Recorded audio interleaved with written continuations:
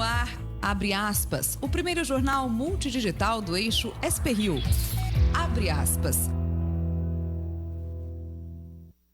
Quarta-feira, 8 de julho, ao vivo pelos Facebooks da SP-Rio+, e do Jornal Vale, está no ar o Abre Aspas, direto dos estúdios da SP-Rio+, no Jardim Aquários, em São José dos Campos, São Paulo. Destaques desta edição: Brasil tem 1.254 novas mortes por coronavírus. Interior já corresponde a 70% dos novos casos de Covid-19 em São Paulo. São José dos Campos inaugura hoje Hospital de Retaguarda. Bolsonaro sanciona com vetos projeto que prevê medidas para tentar proteger indígenas. Federação Paulista de Futebol solicita ao governo de São Paulo retorno do Paulistão em 22 de julho. Estas e muito mais notícias agora no Abre Aspas.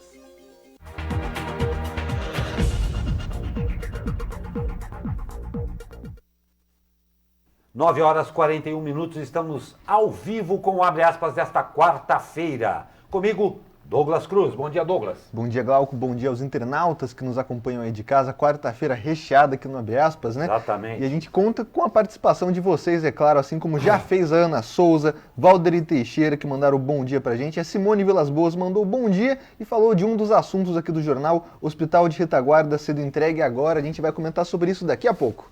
Exatamente. A notícia do dia, claro, diagnosticado com Covid-19, o presidente Jair Bolsonaro compartilhou vídeo em suas redes sociais em que diz estar tomando o terceiro comprimido de hidroxicloroquina para tratar a doença. Bem, estou tomando aqui a terceira dose da hidroxicloroquina. Estou me sentindo muito bem. Estava mais ou menos domingo, mal segunda-feira. Hoje, terça, estou muito melhor do que sábado. Então, com toda certeza, né? Tá dando certo.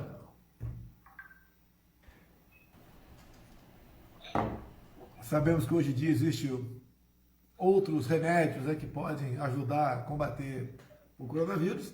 Sabemos que nenhum tem a sua eficácia cientificamente comprovada, mas mais uma pessoa que está dando certo. Então, eu confio na hidroxicloroquina. E você? Valeu, tamo junto. Pois é, ele afirma que está bem e mesmo admitindo que o medicamento não tem eficácia comprovada, disse que está dando certo. Além da hidroxicloroquina, Bolsonaro tem tomado azitromicina por recomendação de sua equipe médica. Nas últimas 2 semanas, o presidente manteve relação próxima com centenas de pessoas.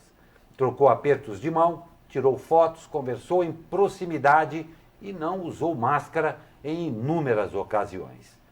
Além dos encontros fechados no Palácio do Planalto, Bolsonaro fez 4 viagens ao Ceará, Santa Catarina, Minas Gerais e Goiás, participando de 8 cerimônias e 3 reuniões coletivas em Brasília. Pois é, a gente vai ver no segundo bloco aí que algumas das pessoas que Bolsonaro se encontrou são aqui da nossa região, né? E vale ressaltar que o presidente Jair Bolsonaro tem uma equipe médica fortíssima cuidando da sua saúde.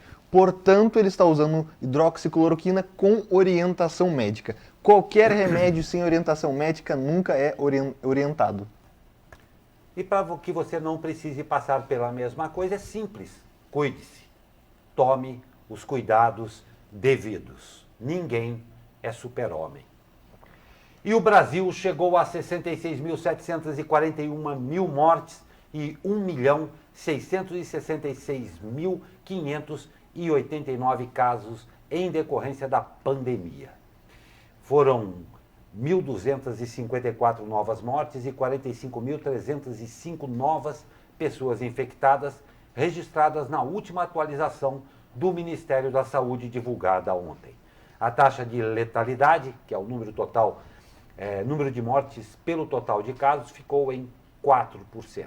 Cerca de 977 mil pessoas já se recuperaram. Quando a gente fala aí sexta semana, se eu não me engano, com a terça-feira registrando aí média de 1.200 casos, a gente pode analisar os números aí como uma estabilização alta da doença. Para a gente ter uma melhor avaliação tanto do caso do Bolsonaro quanto aí dos casos de coronavírus do Brasil e também da inauguração do Hospital de Retaguarda aqui em São José, a gente tem que falar com o médico, né, Glauco? Não tem a menor dúvida, não tem a menor dúvida. E vamos à opinião do comentarista convidado, saudoso doutor Sebastião Domingues. Bom dia, doutor. Bom dia, tudo bem, Glauco? Tudo bem, Douglas? Tudo bem, doutor? Como é que o senhor está? Doutor, vamos começar já falando aí do principal assunto da semana, né?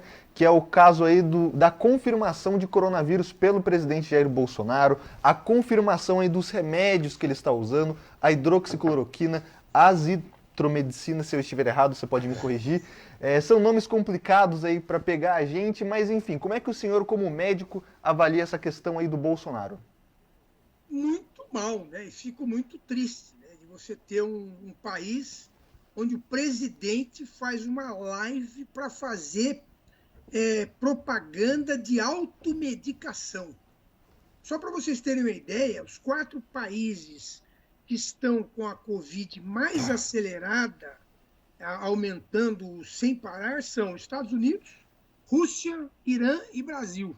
Nesses 4 países, o presidente da República desdenha da máscara e desdenha das orientações dadas pelos profissionais de saúde sobre como se comportar durante a pandemia. Quer dizer, é lamentável você ter aquela pessoa que é a pessoa que tem a maior exposição na mídia, que é a pessoa que representa o maior poder do país, ela agir dessa forma totalmente irresponsável. Além de ele estar com Covid, além de fazer propaganda de automedicação, ele convoca uma entrevista coletiva e ainda tira a máscara ao final da entrevista para falar, para mostrar o rosto para as pessoas. Isso aí é crime de lesa pátria, isso é crime contra a saúde pública. Se esse país fosse sério, ele tomava um processo na cabeça. Isso é um absurdo, rapaz. Para mim, é a mesma coisa que o presidente da República mandar todo mundo se jogar por um precipício. Quer dizer, como é que pode um presidente da República agir de uma forma tão irresponsável? Não tem outro termo. Que ele use a cloroquina, que ele use a ivermectina, que ele use o que quiser, sob orientação médica, como disse você, muito bem colocado, Douglas, porque é a tal história, né? Ontem estava um infectologista falando o seguinte, que o coronavírus ele atinge o corpo todo, né? Ele não atinge só o pulmão. Ele pode dar também um processo inflamatório no músculo cardíaco, que é o miocárdio. E justamente a cloroquina pode dar arritmia cardíaca, quer dizer, o coração bater de forma irregular e pode até dar uma arritmia e a pessoa morrer. Agora, o presidente tem médico lá na cabeceira dele 24 horas por dia. Ele mesmo falou, comecei a me sentir mal, vou para o hospital. Quantos brasileiros têm condições de ter esse acesso à saúde? Quer dizer, é uma irresponsabilidade, é uma vergonha, como diria o Boris Casoy. E, doutor, na sua avaliação, a gente tem aí a sexta semana, que sempre na terça-feira a gente chega a esse número elevado de casos, com mais de 1.200 casos na terça-feira. Esses números podem comprovar aí que a gente está, sim, vivendo o auge do coronavírus aqui no Brasil? 1.200 casos de quê, Douglas? Eu não entendi. De casos novos? 1.200 óbitos na terça-feira. É a sexta semana consecutiva que a gente tem aí 1.200 óbitos confirmados na terça-feira. É isso aí. Na verdade, o que acontece é o seguinte, né? Como já disse alguém, o Brasil são vários países dentro do mesmo país, né? Então, quer dizer, o que está acontecendo, como já era esperado, a doença está saindo das capitais e está se ficando mais forte no interior. Não dá para saber se está no auge ou se não está. Eu, particularmente, acho que ainda não chegamos ao pico. Como eu já disse alguma vez, nós só vamos saber realmente muita coisa sobre o Covid o ano que vem, quando a gente olhar para trás, né? Só para dar um dado, quer dizer, São Paulo parece que já começou a diminuir, na Grande São Paulo já começou a diminuir a velocidade de transmissão do vírus. E, na verdade, os dados mostram que você tem 6, 7% de pessoas na comunidade que tenha anticorpos, quer dizer, então tem muita coisa ainda para ser esclarecida, Douglas. Realmente, nós estamos aprendendo durante a guerra. estamos aprendendo a guerrear durante a guerra. E essa é a nossa maior dificuldade, eu diria, né? Perfeito. E quando a gente fala de aprender a guerrear durante a guerra, a gente já tem algumas armas que a gente sabe que são muito eficazes contra a pandemia. Uma delas são os leitos hospitalares, né? E hoje aqui em São José dos Campos a gente casa a nossa participação com você, que é um gestor hospitalar, para falar sobre a inauguração do Hospital de Retaguarda aqui de São José dos Campos. Qual é a importância desses 40 leitos aí de enfrentamento à pandemia aqui na cidade, nesse momento que o número dos casos e mortes de coronavírus está cada vez crescendo aqui na cidade? Bom, são duas questões. A primeira questão é a seguinte: nós não vamos acordar na segunda-feira e não ter mais nenhum caso de coronavírus. Concorda comigo? Porque não vai desaparecer o coronavírus como um passe de mágica. Então, o aumento do número de casos é diário, porque existe um problema aí quando você fala, tem tantos mil casos e tal. Você está olhando para trás, né? Esses 1000 casos, de alguma forma, foram resolvidos, ou estão internados, ou infelizmente faleceram, ou já tiveram alta, estão curados. Quer dizer, você vai acumulando os casos, dá a impressão que você tem aquela massa de problema naquele momento, e não é assim. Isso é uma história de 2 meses. O importante, no meu entender, é avaliar sempre a velocidade de progressão dos casos. Como é que os casos estão aumentando, em que percentual que os casos estão aumentando. Então, em São José, por exemplo, a gente observa que há uma diminuição na velocidade desse aumento de casos semanal. Então, por exemplo, hoje nós estamos na faixa, já estivemos na faixa de aumento de 40% de casos de uma semana para outra. Hoje nós estamos na faixa de aumento de 27% de casos de uma semana para outra. Quer dizer, diminuiu a velocidade, mas continua aumentando. Quer dizer, mais aí uns 15 dias, nós vamos pular de 3.000 e poucos casos para 5.000 e poucos, porque a doença continua aí. O importante de você se armar, de você se organizar nessa doença, é fazer esse tipo de atitude que a Prefeitura fez, está fazendo hoje, que é inaugurar um hospital, que tem um mérito muito especial, que você não viu ainda, eu pelo menos não vi, em cidade nenhuma.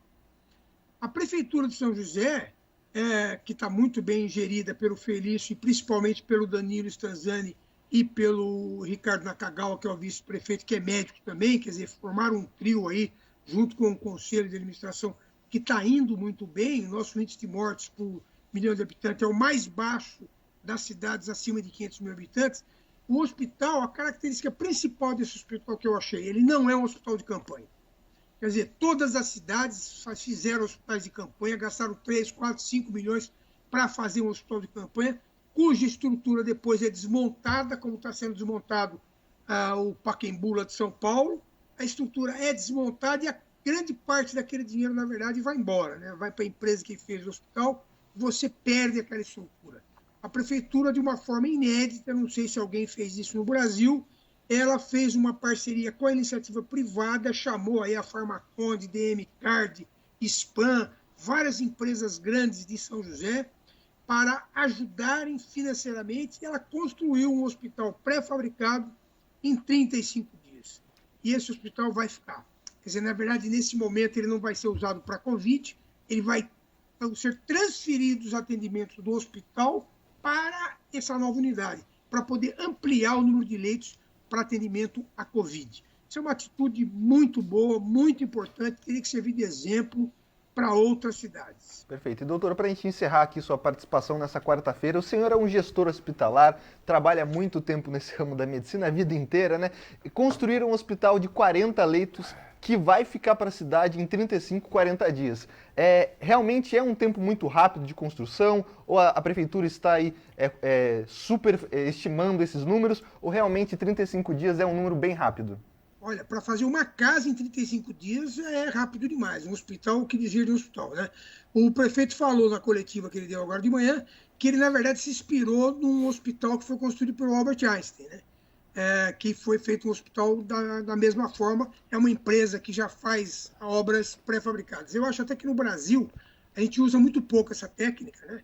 Porque tempo é dinheiro. Quer dizer, quanto mais rápido você puser uma unidade, principalmente no serviço público, para funcionar, quer dizer, é um benefício muito grande para a população. E vale a pena visitar, porque pelo menos pelas imagens está uma obra muito bonita. Perfeito, então. Perfeito, doutor. Sempre um prazer tê-lo conosco. E, doutor, o senhor fez Obrigado. uma observação que eu acho muito interessante, que existem muitos Brasis dentro do Brasil, mas ainda tem uma outra característica que eu considero como muito especial. Além dos muitos Brasis, nós temos também um planeta todo especial chamado Brasília, em que às vezes eles acham que podem inclusive mudar as leis da física e da dinâmica do universo. Pois é, umas características absolutamente particulares da amada terra Brasilis. Sempre um prazer tê-lo conosco, doutor. Como dizem, né, o Glauco, é uma ilha da fantasia, né? Exatamente, exatamente. Muito obrigado, um ótimo dia ao senhor e ótima semana. Abraço. Boa quarta-feira. Para o senhor também. E a Prefeitura de São José dos Campos entrega na manhã de hoje, como já citamos aqui, o novo pronto-socorro do Hospital Municipal. Com isso, espera-se aí ampliar os leitos para atendimentos de pacientes com a Covid-19. De acordo com a Secretaria de Saúde, a nova unidade deve atender pacientes que não tenham casos relacionados ao coronavírus, de forma que o Hospital Municipal possa estender os demais leitos para tratamento da doença respiratória. A entrega chega no momento em que o hospital já havia atingido 88,5% de ocupação nos leitos de enfermaria para tratamento do coronavírus. A unidade deverá contar com 40 leitos e capacidade de ampliação para 60. Custo estimado é de 12,9 milhões de reais, com 4,5 milhões pagos pela Prefeitura e o restante pela iniciativa privada. Você está vendo esse vídeo aí, que foi na velocidade da construção aí. A gente procurou acelerar para você ver. Isso daí, muito interessante, como acabamos de citar também, absolutamente imprescindível, importante e inédita, talvez, essa obra aqui no interior do estado de São Paulo e que está do Brasil, não é, Douglas? Pois é, Gal. Como mídia aqui, a gente tem sempre o dever de fiscalizar, cobrar e também elogiar quando uma obra aí é feita rapidamente. São José dos Campos, o prefeito Felício Ramute está usando muito o argumento que esse hospital vai ficar para a cidade após a pandemia. Então cabe a nós aqui da mídia cobrar que realmente esses 40 leitos sejam efetivos após a pandemia, né? Que a gente tenha um novo pronto-socorro municipal efetivo. A gente está vendo essa bonita time-lapse aí feita pelos profissionais aí da prefeitura que ressaltam que esse hospital foi construído em 35 dias, pelas nossas contas aqui 39, né? Alguns 4 dias a mais, mas muito interessante, como o doutor falou, essa estrutura modular pré-moldada, né? A gente espera aí, agora o que a gente aguarda é que quando vai realmente estar atendendo pacientes, que é o que importa, né? E os valores foram passados aí por você, 12,9 milhões, sendo aí 4 milhões e meio pagos pela prefeitura. O que a gente espera é que o hospital fique bom e possa aí chegar a atender, porque como você bem falou, né, 88% de ocupação de leitos específicos para Covid no Hospital Municipal. A gente tem uma equipe que estava lá na coletiva de imprensa, né? Daqui a pouco a gente vai rodar também imagens da coletiva. Eu vou pedir para o Pedro já colocar as imagens aí, Pedro, para a gente, pode colocar do momento lá que o prefeito estava fazendo um anúncio. A gente via aí uma leve aglomeração, mas todo mundo de máscara. Como a gente sempre está falando aqui, também não são recomendadas aglomerações, né, Glauco? Mas enfim, o hospital ficou bonito, né? Não tem a menor dúvida. É muito legal, muito importante a gente comprovar que quando existe de verdade comprometimento e competência, as coisas acontecem. É imprescindível que nós da mídia, que todos nós, enquanto cidadãos e eleitores, pagadores de impostos, exijamos de todo o poder, de todos os poderes, do federal até o municipal, esse tipo de comprometimento. É necessário que haja isso daí. Clareza, transparência. O que a gente hoje verifica aqui em São José dos Campos é realmente um marco muito importante pelo passo além em que foi dado. Como o doutor Sebastião muito propriamente observou, a maioria das cidades procurou fazer um hospital de campanha. São José dos Campos deu um passo além e já está garantindo aí uma nova possibilidade para a cidade, até independente da pandemia e principalmente, claro, quando a pandemia passar. Está de parabéns aí e nós estamos aqui, claro e sempre, para estar à frente da sua opinião e trazer para você todas as informações. Parabéns à iniciativa de São José dos Campos. Galcão, falando exatamente aqui dos nossos internautas, muitos comentários aqui. A Ana Souza falando que achou muito bacana o vídeo da prefeitura, né? A Luenda Gabriela falando que está alegre por esse novo hospital e também comentando aí do Bolsonaro, falando que o presidente errou, né? A Juliana Nevio comentando aqui a nossa participação do comentarista doutor Sebastião. Eugênia Minicucci mandando bom dia pra gente. O Brian Vito mandando parabéns pela aglomeração, prefeito. Pessoal cobrando, dando sua opinião aqui. É para isso que a gente está aqui, né, Gal? Para cobrar e ouvir também aqui os nossos internautas. Não tem a menor dúvida. E o interior paulista já é responsável por mais de 70% dos novos casos de Covid-19 no estado. A informação foi divulgada pelo secretário de Desenvolvimento Regional de São Paulo, Marco Vignoli. Segundo Vignoli, o estado de São Paulo vem apresentando uma certa estabilidade em sua taxa de isolamento social nas últimas 3 semanas, algo aí entre 46% e 47%, apesar do início gradual do processo de retomada econômica.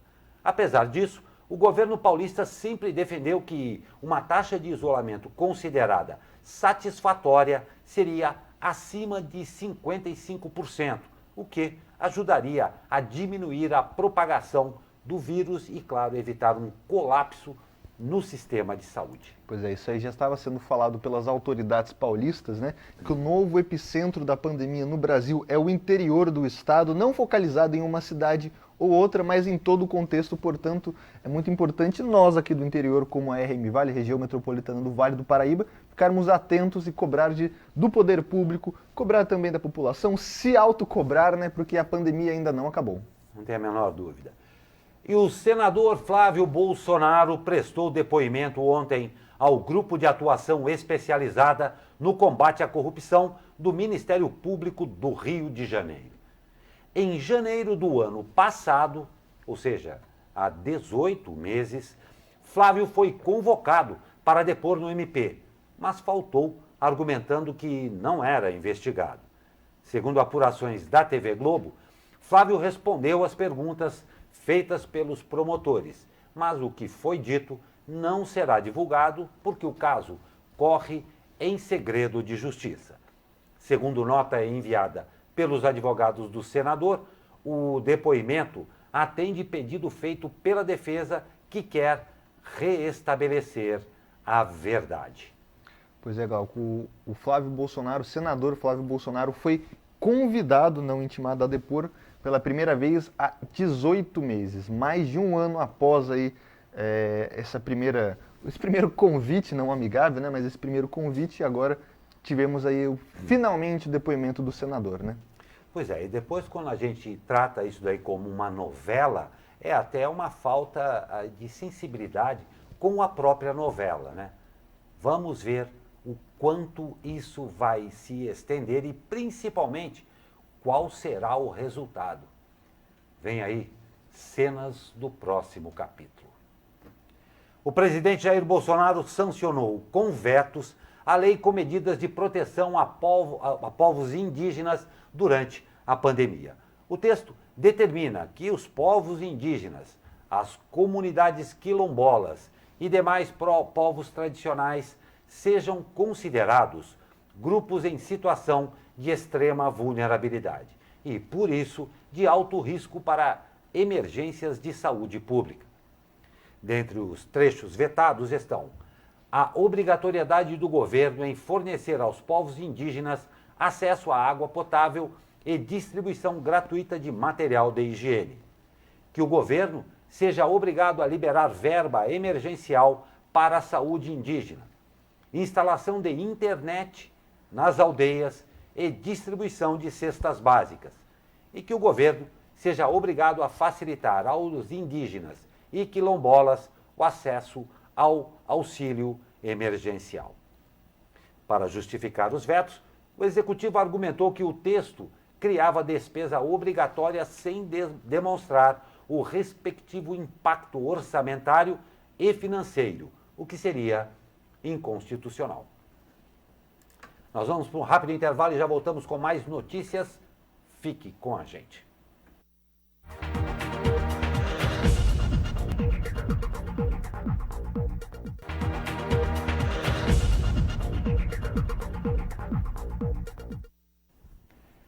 10 horas mais 6 minutos, estamos de volta com Abre Aspas desta quarta-feira. Lembrando que quarta-feira, depois do meio-dia, já é final de semana. Douglas, muitas participações aí? O pessoal comentando aqui com a gente, o Clinton Cunha colocando aqui bom dia, excelentes notícias, né? A Juliana Neville falando aqui, agradecendo pelo trabalho. Ana Souza falando aqui do meu tom crítica ao hospital. Obrigado pelas participações. Continuem dando opiniões, né? Exatamente com opiniões diversas que a gente pode aí deixar que vocês fiquem bem informados. E olha só, em São José dos Campos, 29 bairros têm mais de 30 casos confirmados de Covid-19. Desses, 20 estão na periferia. A Zona Sul lidera com 10 bairros, seguida da Leste com 7, Norte com 2 e Sudeste com 1 localidade. Da totalidade de casos, 68% estão nas regiões periféricas da cidade, enquanto 38% estão nas regiões Oeste e Central, regiões de classe média e alta, onde foram confirmados os primeiros casos da doença na cidade. Os 10 bairros com mais casos, respectivamente, são Bosque dos Eucaliptos, com 139, Jardim Satélite, com 127, Jardim Aquário, 124, Jardim Morumbi, 111, Jardim das Indústrias, 101, Campo dos Alemães, 89, Urbanova, 85, Parque Industrial, 74, Monte Castelo, 69 e Vista Verde, com 64. A lista completa com os casos por bairro você pode conferir no portal SP Rio Mais. Pois é, essa notícia só confirma aqui o que o nosso cientista social e comentarista de segunda-feira, o Leandro Besseneri, estava falando, né? Que a doença chegou através da cidade, através dos bairros mais ricos, né? E agora está se espalhando pelos bairros mais populosos e periféricos, como alguns aí da Zona Sul. Zona Sul concentra a maioria dos habitantes na cidade, né? Mais de 220 mil habitantes estão só na Zona Sul da cidade. Portanto, é importante a gente se cuidar, ressaltar também a importância do cuidado dentro do transporte público, né, Glauco? Máscara, lavar as mãos, evitar aglomerações quando possível, né? Não tem a menor dúvida. E agora vamos aí à atualização do coronavírus na região metropolitana do Vale. A RM Vale contabiliza 8.787 casos confirmados de Covid-19. São José dos Campos lidera com mais de 3.700 casos, seguida por Taubaté com 753, Jacareí 713, São Sebastião 607 e Caraguatatuba com 483. No total, a RM Vale tem ainda 312 mortes confirmadas em decorrência da doença. Neste quesito, São José dos Campos também é a líder, com 113 vítimas fatais. Ontem, mais cidades confirmaram óbitos: Taubaté, Campos do Jordão, Aparecida, Lorena e Tremembé.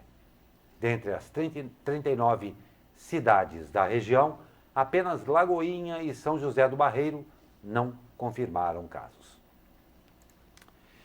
E como noticiado no primeiro bloco aqui do Abre Aspas desta quarta-feira, o presidente Jair Bolsonaro contraiu o coronavírus. Com isso, o presidente e CEO da Embraer, Francisco Gomes Neto, terá de ficar em quarentena. Gomes Neto se reuniu com o presidente na última sexta-feira durante almoço no Palácio da Alvorada.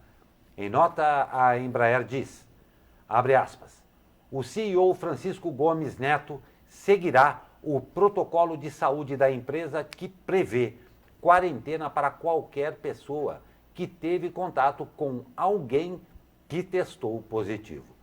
A empresa, porém, não confirmou se Gomes Neto já fez ou ainda fará o teste para saber se foi contaminado.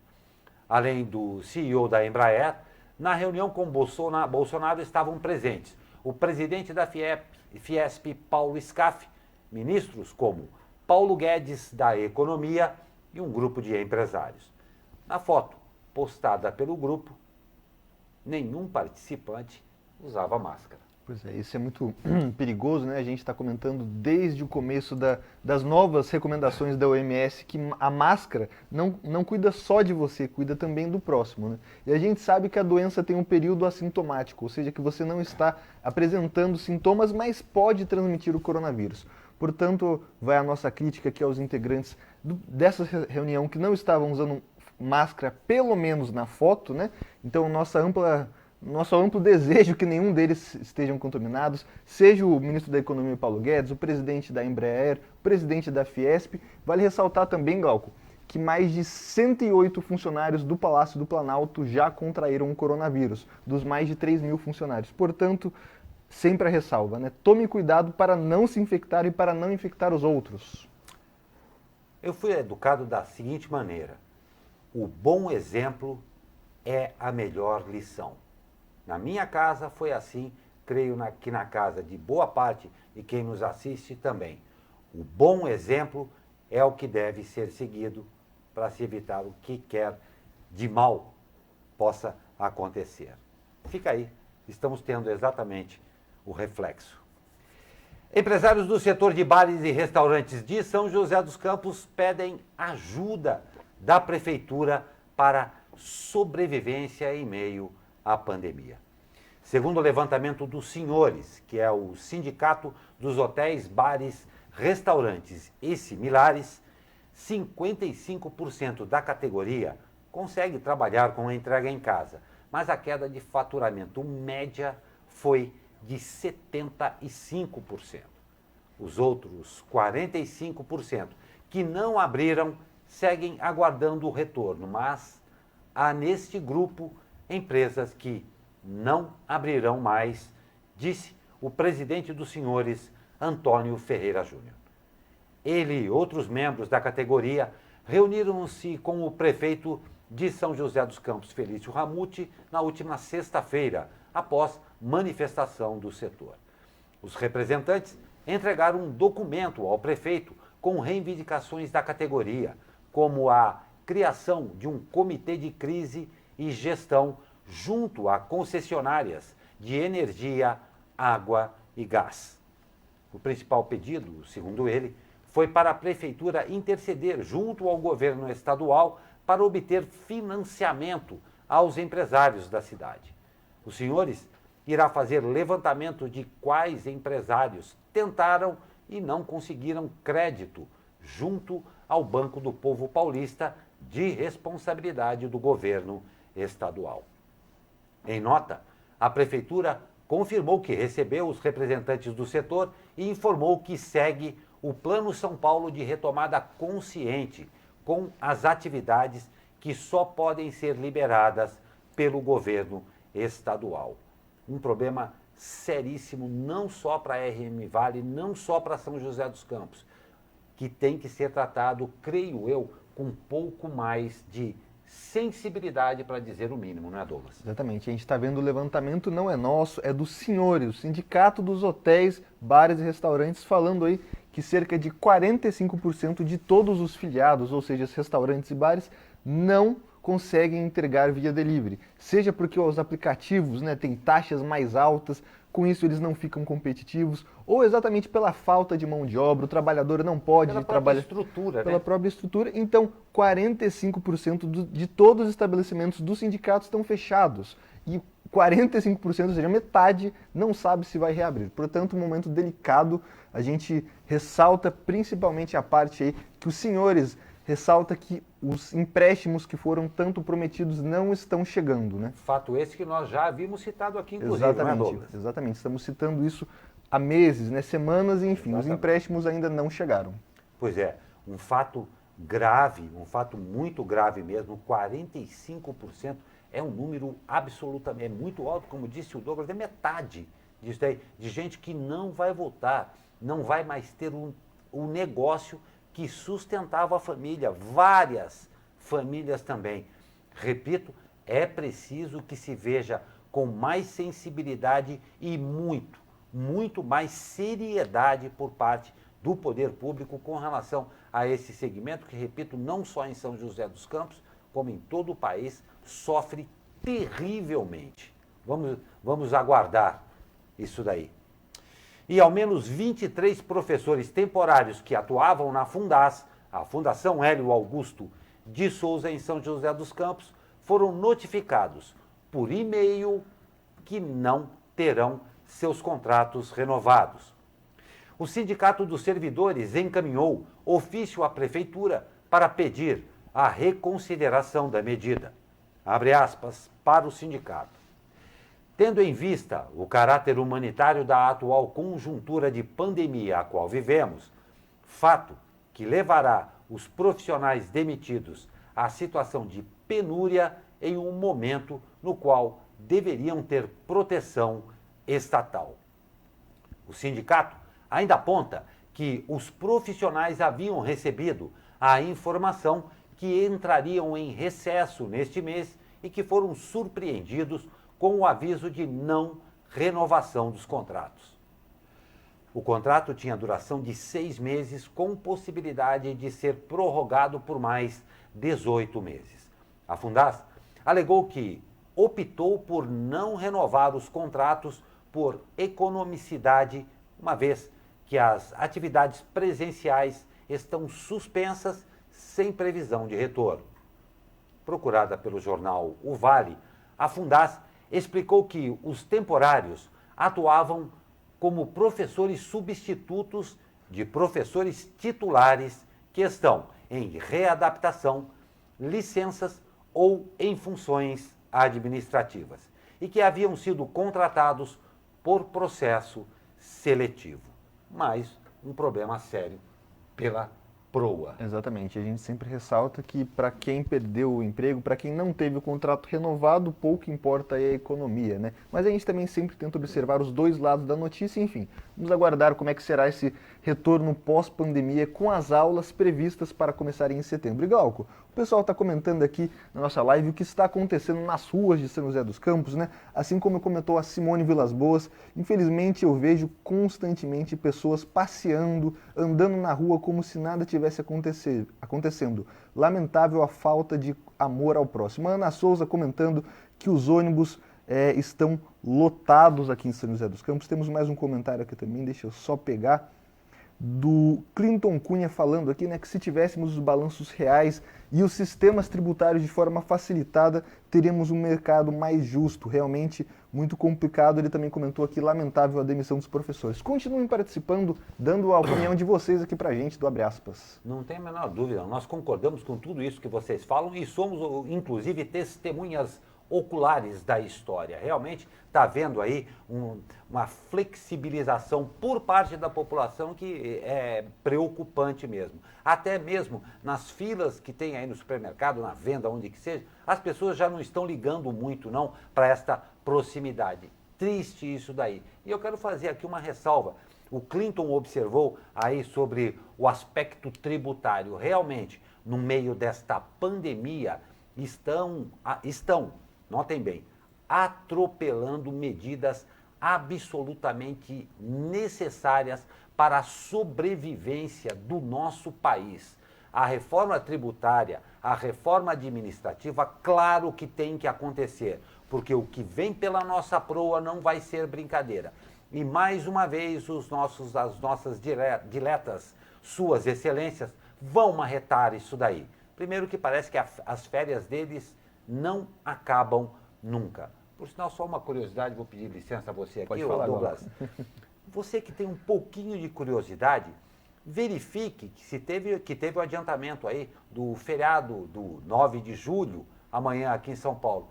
Verifique se o seu candidato vai estar em expediente amanhã e se não vai emendar ou se ele trabalhar normal, só por curiosidade. Nós vamos para um rápido intervalo, voltamos com esportes e no terceiro bloco tem notícias do espaço. Fique com a gente.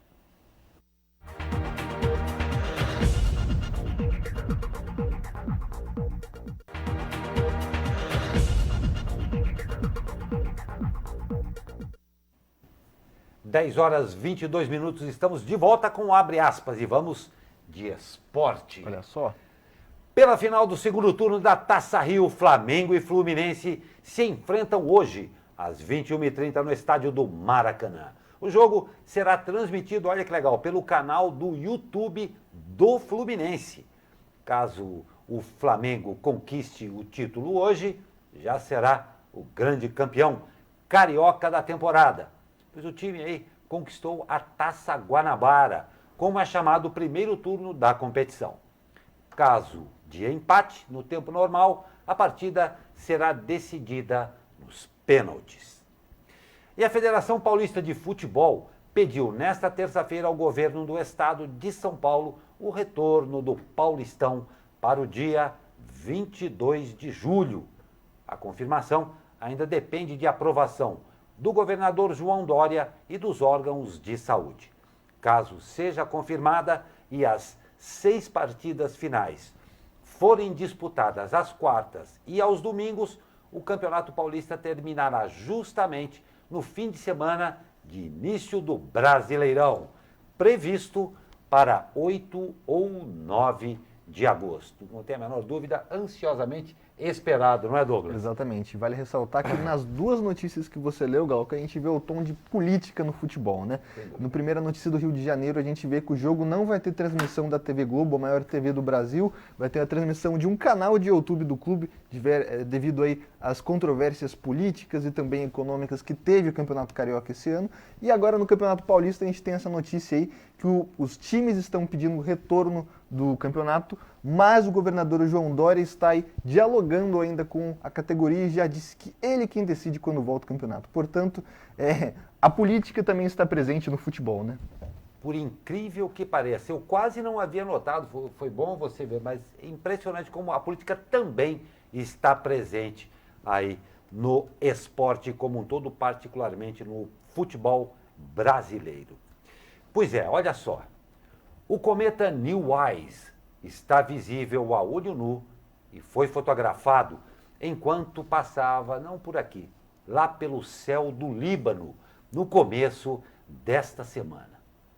Ontem, a NASA, e olha que foto fantástica, ontem a NASA escolheu um clique, esse exatamente, que mostra o C/2020 F3, que é o nome técnico do cometa, como a foto astronômica do dia.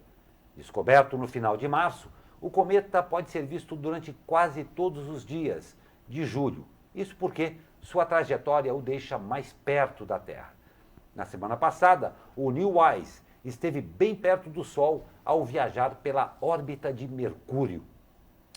Como ele está muito ao norte, nós aqui do hemisfério sul não conseguimos vê-lo, explicou o astrofísico Cássio Barbosa. Segundo ele, ainda que fique pouco acima do horizonte, não será possível observar o cometa por conta da atmosfera. O fato, claro, é que pela proximidade disso daí, a NASA e os grandes telescópios ao redor do mundo estão tendo uma oportunidade muito boa de estudar a órbita e tudo o que envolve o cometa, principalmente com relação a essa órbita de Mercúrio. Mas se você ficou muito triste aí por não poder, assim como eu também, vou te dar uma dica que pode arrefecer o seu coraçãozinho. O Halley, todo mundo já ouviu falar do cometa Halley, é o único cometa aí de curto período que é regularmente visível a olho nu aí em quase todo o planeta Terra. E o único cometa a aparecer durante uma geração. Então, se você não viu esse, vou te dar uma boa notícia. O próximo periélio previsto, que é a visita do cometa Halley, está marcado para o dia 28 de julho de 2061. Eu, com certeza, não o verei. Já o vi lá em 1986, mas fica aí a boa notícia. Não deu para ver o Neowise, mas o Halley já está chegando. É logo ali, né, Glauco? Você verá, com certeza, não tem problema nenhum. Glauco, o pessoal comentando aqui na nossa live, né? O Clinton Cunha agradeceu aqui por a gente estar ouvindo os ouvintes, muito obrigado. A gente que agradece pela participação e ele comentou aqui que gostaria de notícias esportivas sobre o nosso São José Rugby. A gente noticiou aqui durante a semana, Clinton, que o São José Rugby, o São José Vôlei, eu acho que não lembro a terceira equipe, eu acho que, se não me engano, o São José Basquete, fizeram uma gincana muito interessante essa semana que arrecadou 1,4 toneladas de alimento. Então, Parabéns aí aos times de São José que não estão competindo esportivamente, né? Mas estão competindo para ajudar as pessoas que estão em necessidade. Parabéns ao esporte aqui de São José e de todo o Vale do Paraíba. E não tem dúvida nenhuma, muito bem lembrado, não tenham a menor dúvida que aqui no Abre Aspas e aqui na SP Rio Mais, o esporte aqui da região tem com certeza cadeira cativa, para usar aí um termo de estádio de futebol. Mas é assim, e a gente está ansioso para poder aí falar mais e principalmente, claro, eles muito mais ainda, ver o retorno das atividades esportivas. Mas bem lembrado sim, e nós estamos atentíssimos a tudo isso. E olha só que bacana. Uma enfermeira chilena que trabalha na linha de frente da pandemia fica no hospital após o turno só para tocar para os pacientes e funcionários exaustos como ela. Para Damares Silva, de 26 anos, a ideia é passar um pouco de amor e esperança.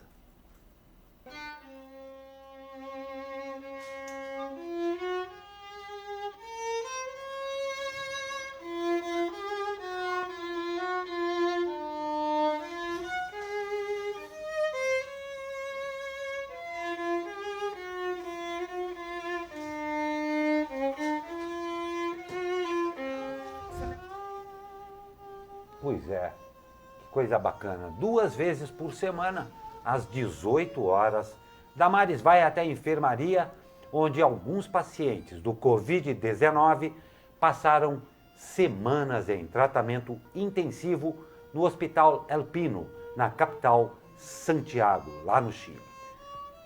Abre aspas, estou dando um pouco de amor, entregando um pouco de fé, um pouco de esperança com o meu violino, que talvez seja algo mais que a música, disse Silva, a Damares Silva.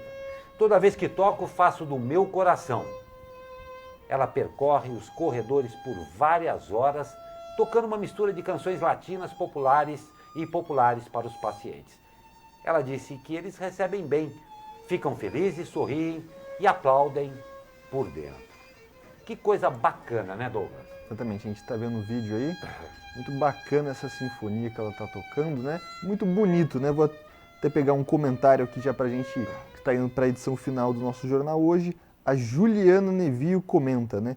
Amor não está em palavras, mas em atitudes. Que linda saúde a enfermeira Damares aí, é o que a gente deseja, que com esse vídeo, no final do jornal, a gente deseja amor e esperança para todo mundo que está passando por esse momento complicado, né, Glauco? Não tem a menor dúvida, a todos que estão passando por esse momento complicado, inclusive os profissionais de saúde, que indiscutivelmente, a despeito da frieza até necessária para se cuidar de todos os casos, exercem com maestria e com um extremo senso de humanidade, como é o caso aqui da Damares.